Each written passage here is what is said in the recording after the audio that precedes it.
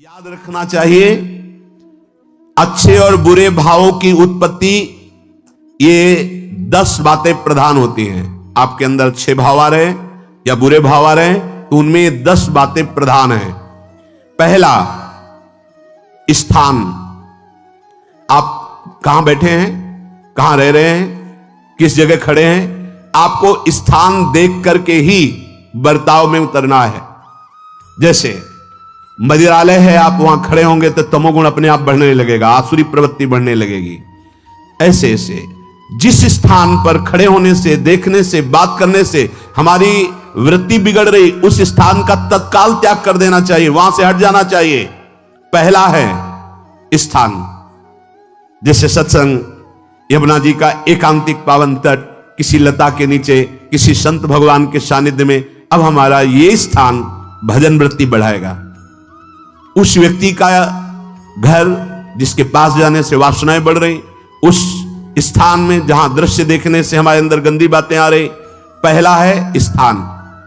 दूसरा है अन्न। बहुत बड़ा प्रभाव अन्न का होता है। अगर अधर्म के द्वारा कमाया हुआ अन्न है तो बुद्धि अधर्म में ही लगेगी। यदि भोजन पकाते समय, रसोई रांधते समय आप विकारात्मक चिंतन कर रहे हैं तो कोई भी प्रसाद पाए उसके अंदर विकार जागृत हो जाएगा। अन्न का बहुत बड़ा प्रभाव पड़ता है। एक बार पूज्यपाद उड़िया बाबा जी महाराज अपने परिकर के साथ भ्रमण में थे तो किसी बड़े धनी मानी ने निमंत्रण दिया, महाराज आज यहीं रुको। तो बाबा ने कहा हम लोग गांव के अंदर नहीं रुकते। तो बाहर कोई वृक्षों का समुदाय, जंगल जैसा, तो उसमें वहां रुके, पर भोजन उनकी तरफ से, भोजन सबने पाया। जब सुबह हुआ तो महात्मा जन, साधक जन एक दूसरे की तरफ देखे और बोले आज तो हमको बड़ा दोष हुआ, गंदा स्वप्न आया और हमारा संयम बिगड़ गया। बोले ये तो हमको भी हुआ, जितने थे सबको हुआ। उड़िया बाबा के समीप गए। बाबा ने कहा अच्छा ऐसा हुआ, ये तो अन्न दोष है, बुलाओ अन्न पवाने वाले को, फिर चलेंगे। बुलाया और बाबा ने कहा बिल्कुल सत्य बोलना, नहीं तो आप जानते हो इतने महात्माओं के संयम को आपने भ्रष्ट कर दिया, सत्य बोलना क्या बात थी। उनका महाराज संतान नहीं हो रही थी, सुना था आप बहुत सिद्ध महापुरुष हैं तो आपके परिकर को इसीलिए पवाया, अंदर काम भाव था कि हमारे कामना थी कि संतान उत्पन्न हो, वैसे चिंतन करते हुए बनाया ऐसे। बोले सबका संयम नष्ट कर दिया। होश में, नरक जाने वाली बात मत सोचो, अरे संतों को पवाओ जैसे अपने पुत्र को पवाते हैं, ऐसी भावना करनी चाहिए। आज हो भाग्य तो परिणाम खुद मंगल में निकलेगा। काम भाव से युक्त होकर क्यों बनाया, सब संतों के अंदर विकार पैदा कर दिया। अन्न का प्रभाव पड़ता है, हम जैसा अन्न पाते हैं वैसा। कई बार सुनाया है, सिद्ध महापुरुष पूज्य प्रातः स्मरण श्री बलराम दास जी महाराज झाड़ू मंडल के, यमुना के पावन तट पर ही है, रास मंडल के पास ही, वो अपने एक लता के नीचे बैठे हुए भगवत चिंतन कर रहे थे। अचानक यमुना जिस नजदीक है तो कोई माई स्नान किए हुए निकली तो नेत्रों ने देखा और विकार उत्पन्न हो गया। वयोवृद्ध सिद्ध महापुरुष, उन्होंने कहा अब तो इस शरीर को नष्ट कर दूंगा। शिष्यों ने कहा महाराज ऐसा क्यों? बोले किसी माता के शरीर को देखकर हमारे अंदर विकार क्यों आ गया? ऐसा नहीं, आज तक कभी नहीं हुआ, ऐसा क्यों हुआ? उनका महाराज आपस में सब शिष्यों ने कि कुछ ना कुछ तो खान पान में गड़बड़ी हो गई तभी ऐसा हुआ। बाबा आज परिक्रमा करते हैं वृंदावन की, बाद में आप जो आदेश करेंगे जैसा करेंगे, पहले परिक्रमा। वृंदावन की परिक्रमा का बहुत बड़ा प्रभाव। जब कभी मन आपका ऐसा विक्षिप्त हो, परेशान हो, तत्काल परिक्रमा प्रारंभ कर देना, नाम जप करते हुए। आप देखना परिक्रमा पूरी होते होते शांति हो जाएगी। बाबा ने खूब नाम कीर्तन करते हुए शिष्यों के साथ परिक्रमा दी, मन का विकार शांत हो गया। उनका ऐसा कैसे हो सकता है कि हमारे अंदर विकार आ गया? ये बड़ी सूक्ष्मता का विषय है। कल प्रसाद कहां से आया था? उस समय लाड़िले गोविंद देव जी महाराज यहीं विराजमान थे वृंदावन में। बोले तो ठाकुर गोविंद देव जी का प्रसाद आया था।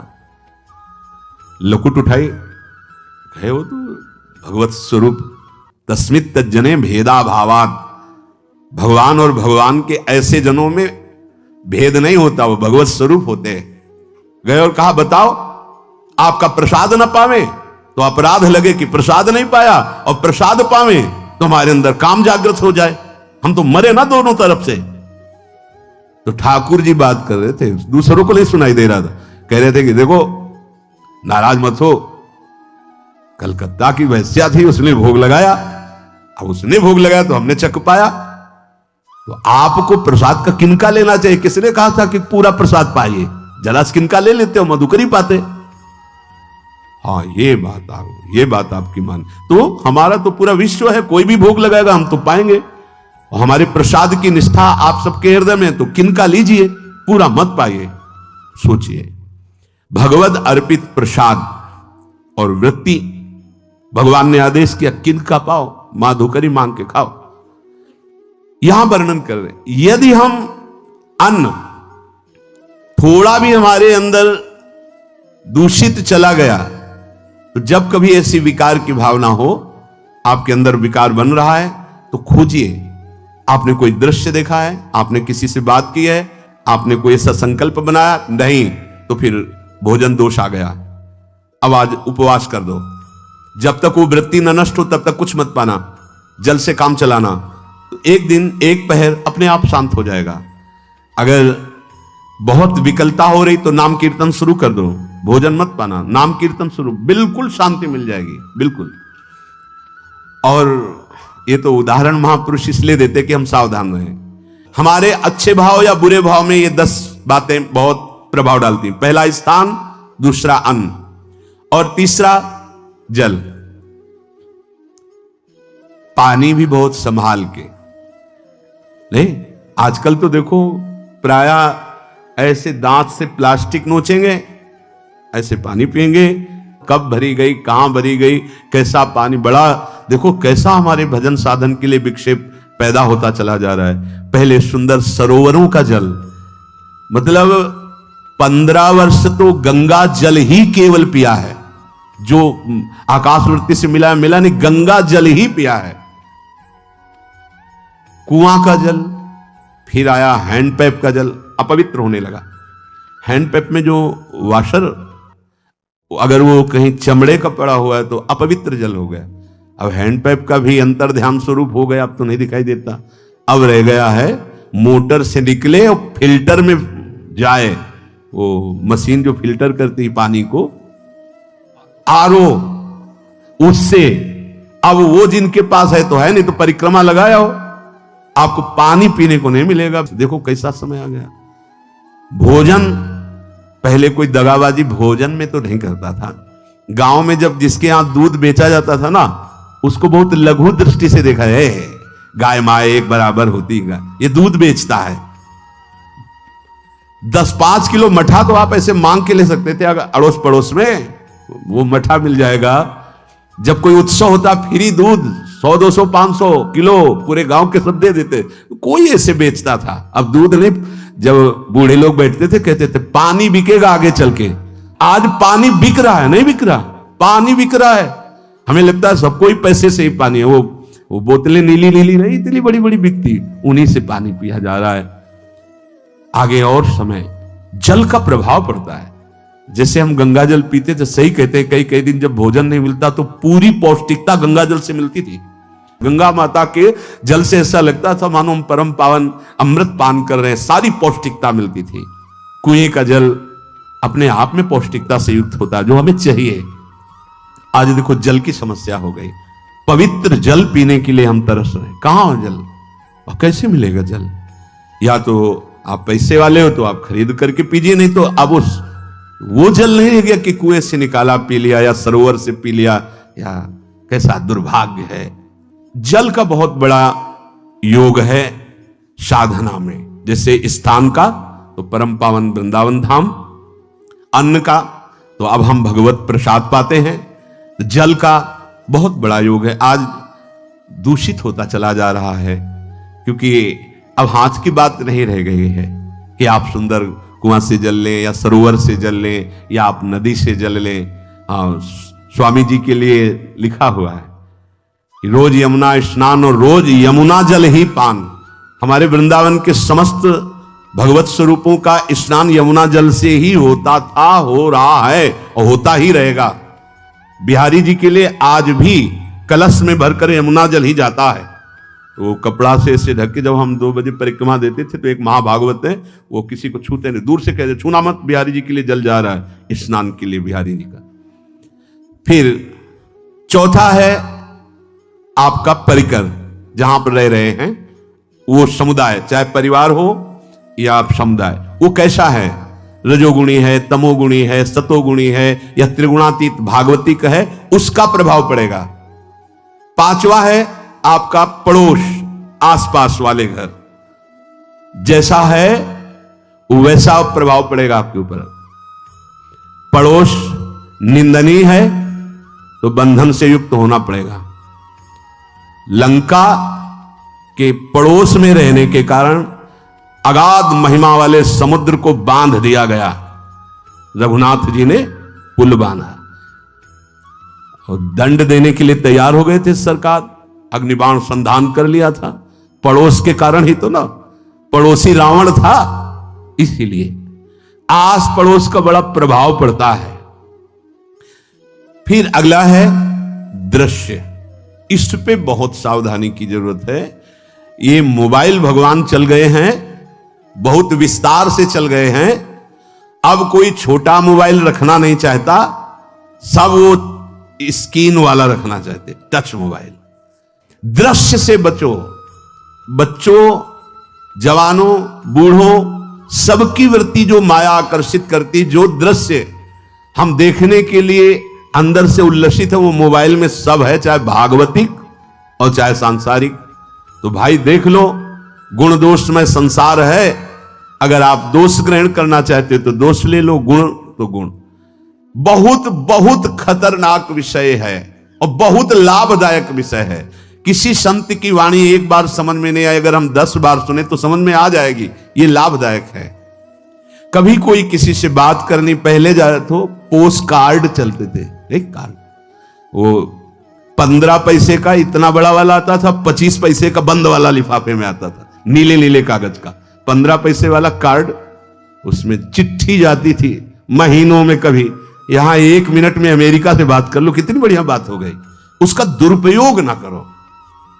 अब हमारी इतनी चंचल वृत्ति है कि दुरुपयोग करने के लिए उत्साह बढ़ जाता है, बोले अब सब काम हो गया है, अब एकांत सेवन कर रहे हैं, अंदर से सिटकनी बंद और मोबाइल भगवान का संग शुरू।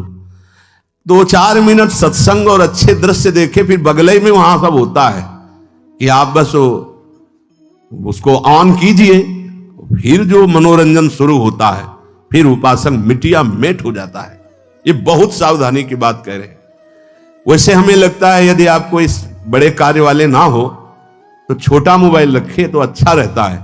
तो इसलिए ये एक ऐसा कलयुग भगवान ने रचा है कि बचा पाना बड़ा मुश्किल है। इससे वृत्ति को बचाओ, जो बचा ले गया वो आगे साधना कर सकता है। बहुत सावधान बच्चों। हमें लगता है यदि आपका मन चंचल हो, आपके शासन में ना हो, तो स्क्रीन वाला मोबाइल अपने माता पिता को दे देना चाहिए। और हम कहते रखो, छोटा वाला रखो, कभी कोई आपत्ति विपत्ति या सूचना देनी हो, बढ़िया काम करता है। जरूरी नहीं है इतना बड़ा लेके चलना। हाँ, अगर आपको बहुत राजकीय विभाग के कार्य हैं तो बात अलग है कि कौन सी सामान कहां कैसे, तो वहां से वीडियो भेज रहा है, वो चेक कर रहा है, यस हाँ ठीक है अब चलाओ। अपने को क्या काम है? सत्संग अगर सुनना है तो सत्संग सुनने के अलग यंत्र आते हैं, चला दो उसमें, वो इतनी बड़ी लगती है उसमें चिप, पेन ड्राइव ऐसे लगा दो और सत्संग सुनो। जरूरी वो दृश्य वाला रखो।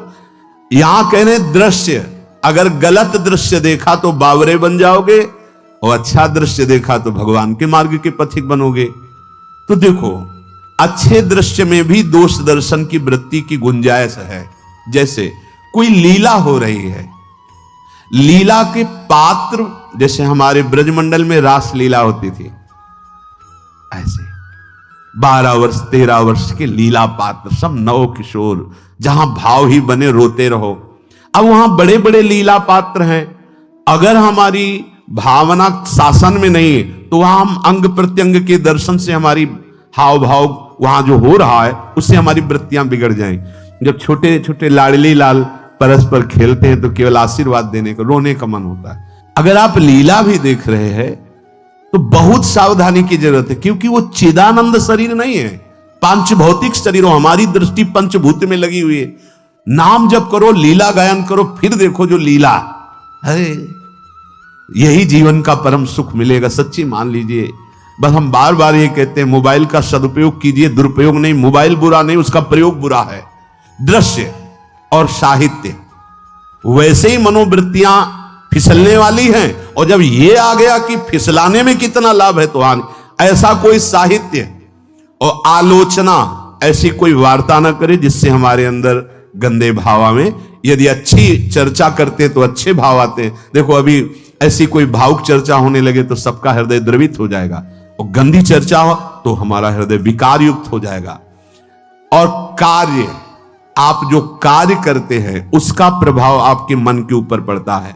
और उपासना, आप उपासना भोगों की करते हैं या योग की करते हैं, ये 10 से भाव बनते हैं और 10 से भाव बिगड़ते हैं। स्थान, अन्न, जल, परिवार, अड़ोस पड़ोस, दृश्य, साहित्य, आलोचना, आजीविका का कार्य और उपासना। यदि ये भागवतिक हुए तो आपके अंदर भगवत भाव बढ़ेगा, और यदि ये रजोगुणी तमोगुणी हुए तो आपके अंदर आसुरी भाव बढ़ेगा। इन 10 से सावधानी पूर्वक व्यवहार होना चाहिए। जैसे आस पड़ोस में है तो बड़ी सुविधा है, यहां कोई किसी से मतलब नहीं रखता, बगल वाला कौन है ना, किसी से मतलब, ये बढ़िया है। ज्यादातर गांव में होता है, अपने यहां ये अच्छा है कि जैसे आप अपने कमरे में गए, किसी से कोई मतलब नहीं है, वैसे ऐसा ही जीवन रखना चाहिए। और उस पर ये ज्यादा जो व्यवहार मित्रता बढ़ाने वाला विषय, ये धाम में नहीं है, वृंदावन में ऐसा नहीं व्यवहार रखना चाहिए। आपके पड़ोस में कौन रख रहा है आपका परिचय नहीं होना चाहिए, कौन कौन रह रहा है आपकी जानकारी नहीं होनी चाहिए। नजर नीची की, अपने कुटिया में गए, अपने ठाकुर जी से मतलब, अपने भजन से मतलब, ना पड़ोसी को कुछ देना चाहिए ना लेना चाहिए। बात समझ लेना। जैसे आज उत्सव है, उनको हम बुलाते हैं, वो हमारे यहां, ये व्यवहार यहां नहीं है। बनवासी हो, ठाकुर को भोग लगाया, अगर आपको बांटना है तो बाहर निकलो, आधा किलोमीटर दूर ऐसी जगह बांटो जो तुम्हें राधे श्याम दोबारा ना बोले, फिर वो तुम्हें बुलाएगा, फिर वो बैठेगा, फिर प्रपंच की बातें होंगी, निंदा स्तुति की होंगी, फिर बड़ी संगोष्ठी होती है, पता चलता है। क्या फायदा ऐसे जीवन से? आप वनवासी हो, समय एकांत में दीजिए, अपनी कुटिया में बैठिए, नाम जप कीजिए, निकलिए, सत्संग सुनिए, ठाकुर दर्शन कीजिए, परिक्रमा कीजिए, फिर अपनी कुटिया में। ज्यादा व्यवहार में नहीं उतरना चाहिए, ये वनवास है, वृंदावनवास। सत्संग का सेवन, रजोगुण तमोगुण का त्याग, तो दुष्संग से आप बच जाएंगे। दुष्संग से बचने का मतलब है काम क्रोध मोह स्मृति भ्रंश बुद्धिनाश सर्वनाश कारणत्वात्, देवर्षि नारद जी कहते हैं। अगर दुष्संग का त्याग हो गया तो आप काम का, क्रोध का, मोह का, जो हमारी भगवत स्मृति का नाश कर देते हैं, जो हमारी बुद्धि का नाश कर देते हैं, जो हमारे सर्वनाश करने वाले हैं, इनका त्याग कर पाएंगे। कुसंग अगर हो गया तो इनका त्याग नहीं हो सकता, बहुत कठिन हो जाता है। भगवत संबंधी तत्वबोध होना या भगवत रहस्य लीला में प्रवेश पाना, जो अपनी इंद्रियों को भोगों में तृप्ति कराने की कोशिश कर रहे हैं, उनका चिंतन भोगों का ही होगा, तो कैसे तत्वबोध होगा, कैसे लीला में प्रवेश होगा? बस ध्यान देना है, कैसे हो पाएगा? क्योंकि जिस चित्त वृत्ति से भगवदाकार हमें वृत्ति करनी थी, वो तो हमने भोगों के चिंतन में लगा दी, भोग क्रियाओं में लगा दी। एक स्थिति होती है जब आपकी चित्त वृत्ति भगवदाकार हो गई है, तो व्यवहार में रहते हुए भी विषयान ग्रहणंत मुंचंत वा, खान पान, उठना बैठना, है सब बाहरी क्रियाएं हो रही हैं, अंतर से वो अपने आराध्य देव में सदैव स्थित रहता है। उसका परिचय आपको जब ऐसे महापुरुष का सानिध्य मिलेगा तो आप विषय सेवन करते हुए भी निर्विषय रहेंगे। आपके अंदर विषयों की प्रियता नहीं रह जाएगी, आपके अंदर एक प्रबल वैराग्य, ऐसी धारणा बन जाएगी, कुछ नहीं, कोई भी तुम्हें प्रभावित नहीं कर सकता। यद्यपि खान पान हर्ष आदि की सब व्यवहारिक वृत्तियां हैं, पर उस महापुरुष का प्रभाव ऐसा होगा कि आपका हृदय निर्विकार हो जाएगा। और बहुत ही त्याग की सब बातें की जा रही, लेकिन हृदय भी सही है तो संग से विषय रंग बढ़ जाएगा। ये देखा गया है। हृदय अगर निष्प्रिय है, जिसका हम संग कर रहे हैं, तो उसका परिणाम निष्प्रिय निकलेगा। व्यवहार में कुछ भी हो, निष्प्रियता ही आपकी बढ़ेगी, निर्विकारता बढ़ेगी। क्योंकि उसकी स्थिति का संग हो रहा है, उसका प्रभाव पड़ रहा है। तो सर्वनाश की जड़ है विषय चिंतन। ये बहुत बड़ी बात है। विषय चिंतन सर्वनाश की जड़ है।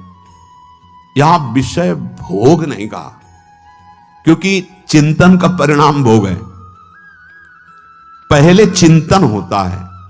साधक ध्यायतो विषयान पुंसः संगस्तेषु उपजायते संगात् संजायते कामः कामात् क्रोधो विजायते क्रोधात् भवति सम्मोहः सम्मोहात् स्मृति विभ्रमः स्मृति भ्रंशात् बुद्धिनाशो बुद्धिनाशात् प्रणश्यति सर्वनाश।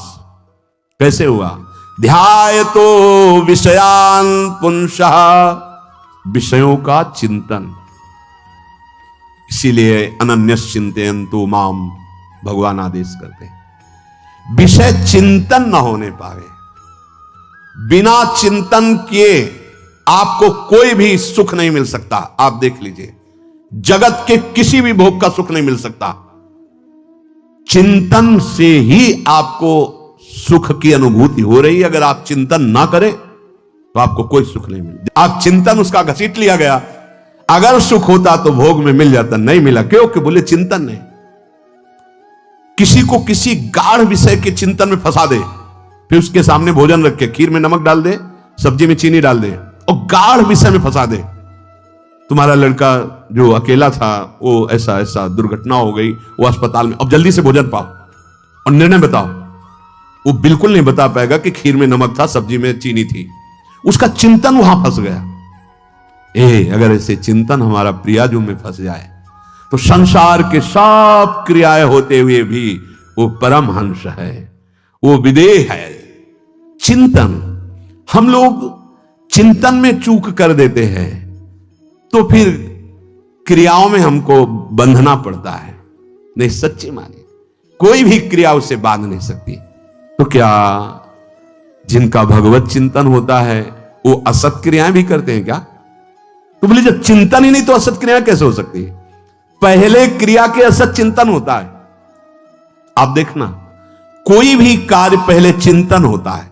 इसीलिए यहां कह रहे ध्यायतो विषयान पुंसा संगस्तेषु उपजायते। पहले, सबसे पहले विषय का चिंतन होता है। अगर विषय का चिंतन ना होने पावे तो आपको कोई फंसा ही नहीं सकता। भोग, कोई भी भोग नहीं फंसा सकता। जहां विषयों का चिंतन हुआ तो संग की प्राप्ति, विषय भोग की प्रबल इच्छा, प्रबल आसक्ति, और वो जो चिंतन हुआ था वही आपको सुख दे रहा है। वही, वहां सुख नहीं है, आपके चिंतन का वहां सुख। जैसा चिंतन, अगर आपका चिंतन विक्षिप्त कर दिया जाए, एकाग्र ना होने पाओ तो किसी में आपको सुख नहीं मिलेगा, पक्का। अगर वही चिंतन सावई मना कृष्ण पदार विंदे हो तो कोई सुख है। गोपी जनों के पति भी हैं, पुत्र भी हैं, पूरे परिवार की सेवा करती हैं और बड़े बड़े परमहंस उनकी चरण रज वंदना करते हैं। क्यों? क्योंकि उनका चिंतन भगवान का हो रहा है। एक भी वृत्ति शरीर चिंतन में नहीं, बलिहारी है। मुरारी पादार्पित चित्त वृत्ति। विषयों के चिंतन से विषयों में आसक्ति पैदा होती है। आसक्ति से विषय कामना की प्रबलता और क्रिया होती है, और क्रिया में बाधा पड़ने से क्रोध पैदा होता है। क्रोध से मूढ़ता छाती है, मूढ़ता से स्मृति भ्रमित हो जाती है, स्मृति भ्रंश से बुद्धिनाश होता है, और बुद्धिनाश ही सर्वनाश है। इसलिए चित्त का निरंतर अधिक समय तक सावधानी पूर्वक भगवन नाम में, भगवत लीला में, आप सब भगवत कृपा पात्र जन है, चिंतन न बिगड़ने पावे। होता क्या है कि क्रिया से तो हम सावधान है, समाज है, क्रिया से तो हम सावधान, क्योंकि समाज भी है, व्यवहार भी है सामने, लेकिन चिंतन तो कोई नहीं जान रहा ना, अंदर ही अंदर हम क्या चिंतन कर रहे हैं। तो साधक चूक कर बैठता है। देखो, बाहर चूक होगी तो उसका प्रायश्चित हो ही जाएगा। चार लोग निंदा करेंगे, पिटोगे, अपमानित होगे, प्रायश्चित। लेकिन अंदर जो हमारा गलत चिंतन हो रहा है, पूरा का पूरा अंदर हृदय मलिन कर देगा, हमें उस बात का प्रायश्चित भी नहीं होगा। हमें जलन भी नहीं होगी कि हम गलत चिंतन कर रहे हैं, क्योंकि सावधान नहीं है। खास बात साधना में चिंतन संभालने की है। काम क्रोध मोह स्मृति भ्रंश बुद्धिनाश सर्वनाश कारणत्वात्, देवर्षि नारद जी कह रहे हैं। चित्त का जहां अधिक चिंतन होता है वही हमारी तन्मयता बन जाती है, वही हमारा स्वरूप होने लगता है। बोले बहुत कामी पुरुष है, बोले बहुत क्रोधी पुरुष है, बोले बहुत नीच पुरुष है, पूरा संबोधन होने लगा उसके लिए, क्योंकि वो उसी चिंतन से वैसी क्रियाओं से, अरे बोले तो बड़े भगत हैं, भगवान के स्वरूप है साक्षात। जो हम अधिक चिंतन करते हैं वही क्रियान्वित होता है, जो क्रिया होती चिंतन होती वैसे हमारा स्वरूप बन जाता है, वैसी हमारी स्थिति हो जाती है। सांसारिक विषयों और विषयी पुरुषों का शरीर संग, वाणी संग, मन के द्वारा संग, ये आपके अंदर विषय चिंतन बढ़ा देगा, विषय क्रियाओं में लगा देगा। इसलिए बहुत सावधान। विषय में कोई ताकत नहीं है, विषयासक्ति दुर्गति कर देती है। एक बार देवर्षि नारद जी जनक जी से कहा, क्या विदेह राज कैसे है? पत्नी भी है, परिवार भी है, सब वैभव भी है, वो आप एक राजा होते हुए विदेह राज। उनका आज विश्राम कीजिए, कल सुबह चर्चा करेंगे। तो रात्रि में अपने शयन गृह में देवर्षि नारद जी को शयन कराया और अपनी अर्धांगिनी से कहा कि आप जाकर शयन कीजिए देवर्षि नारद जी के साथ, जो आज्ञा। अब वहां देवर्षि नारद जी के समीप जब नारद जी ने देखा कोई स्त्री, तो शकिल गए और शकिल गए। वो तो आज्ञा जैसी हुई थी, जब दीवाल मिली तो दीवाल की तरफ मुंह करके लेटे रहे। अर्धरात्रि में उठी और चली गई। देवर्षि नारद जी सुबह गए और कहा कि ये क्या मजाक था आपका? यदि आपको ऐसा ही व्यवहार करना था तो आप हमसे कह देते, तो हम बाहर जाकर शयन करते। आपने ऐसा क्यों किया? क्या हुआ महाराज?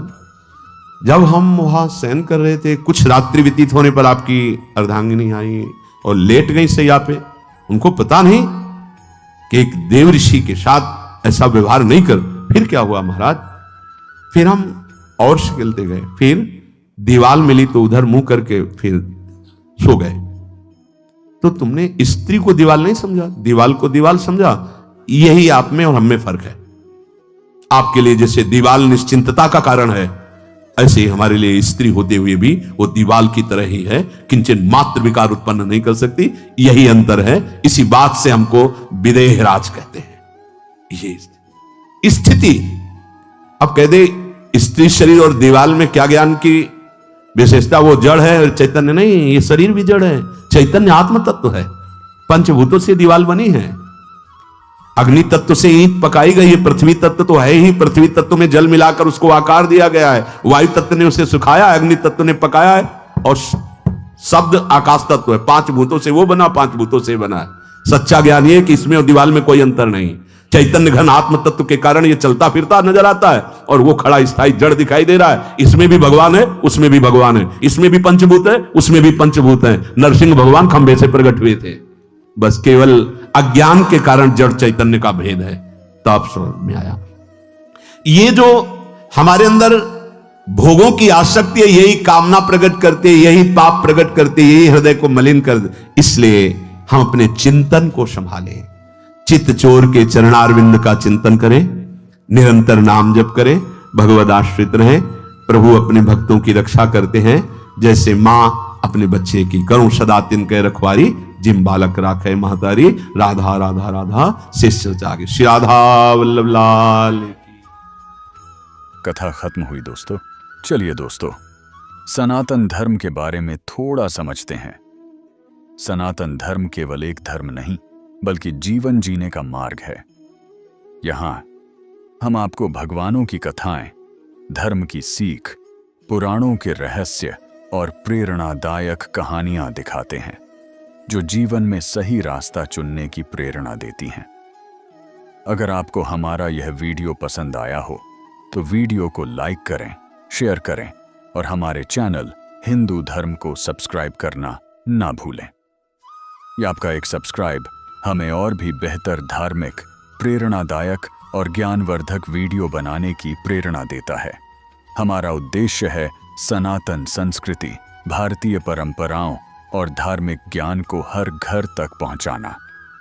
याद रखिए, अच्छे कर्म, सच्ची भक्ति और सकारात्मक सोच से जीवन सुंदर बनता है। जय श्री राम। हर हर महादेव। राधे राधे। मिलते हैं अगले वीडियो में एक नई कथा, नई सीख और नए रहस्य के साथ। तब तक के लिए धन्यवाद।